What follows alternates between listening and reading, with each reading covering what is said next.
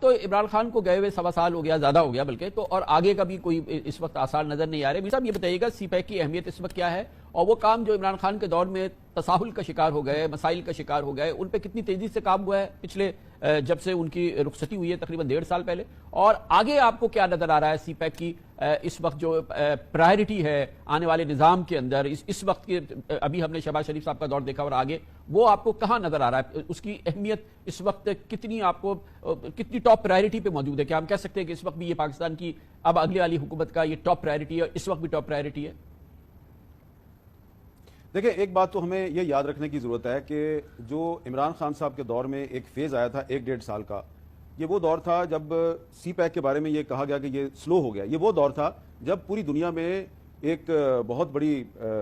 Corona کی وبا پھیلی ہوئی تھی، یہ ایک پینڈیمک کا دور تھا، اور اس دور میں پوری دنیا میں کام بند تھا، اور اس کا اثر پاکستان میں بھی ہوا۔ پاکستان کی انڈسٹری، پاکستان کی اکانومی جو ہے اس پہ بھی اثر ہوا، اور اسی زمانے میں جو سی پیک کے پروجیکٹس تھے وہ بھی سلو ہو گئے۔ لیکن یہ میں اس رائے سے اتفاق نہیں کروں گا کہ جو پچھلی حکومت تھی تحریک انصاف کی، وہ کوئی سی پیک کے خلاف کوئی سازش کر رہی تھی یا اس کے خلاف کوئی وہ چاہتی تھی کہ یہ کامیاب نہ ہو۔ اس کی وجہ یہ ہے کہ 2-3 آپ کا موضوع نہیں ہے، لیکن جو 2-3 ایشوز تھے جس کی وجہ سے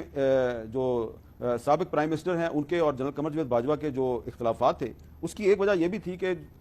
میں اس میں دوبارہ کوٹ کرنے کے لیے تیار ہوں کہ عمران خان صاحب کو یہ کہا گیا کہ آپ امریکہ کے خلاف بہت زیادہ بیان بازی کر رہے ہیں، امریکہ کی مخالفت کم کریں، تو عمران خان نے کہا کہ بھئی مجھے امریکہ نے کیا دیا ہے تو میں امریکہ کی مخالفت کیوں نہ، اور یہ تحریک عدم اعتماد سے پہلے کی بات ہے، تو انہوں نے کہا کہ میں اب چائنا اور رشیا کے قریب جا رہا ہوں، تو میں چائنا اور رشیا کے ساتھ اپنا اقتصادی تعاون بڑھاؤں گا۔ اس پر ان کا اختلاف تھا جنرل قمر جاوید باجوہ کے ساتھ۔ تو اب اگر ایک آدمی جو ہے وہ اگر امریکہ کو بھی للکار رہا ہے اور ساتھ میں آپ اس پہ یہ بھی الزام لگا دیں کہ وہ چائنا کے ساتھ جو سی پیک کا منصوبہ ہے اس کو بھی اس کے خلاف بھی سازش کر رہا تھا، تو یہ بات جو ہے یہ سمجھ نہیں آتی۔ ہاں، اس میں انکمپیٹنس کی بات ضرور ہے کہ سابق وزیر اعظم کو چاہیے تھا کہ جب جنرل قمر جاوید باجوہ صاحب نے اس قسم کے معاملات میں اوپنلی مداخلت شروع کی تو ان کو اس وقت بولنا چاہیے تھا، بعد میں ان پہ تنقید نہیں کرنی چاہیے تھی۔ لیکن اب ان کو گئے ہوئے بھی 1.5 سال ہو گیا ہے، لیکن جو موجودہ حکومت ہے اس نے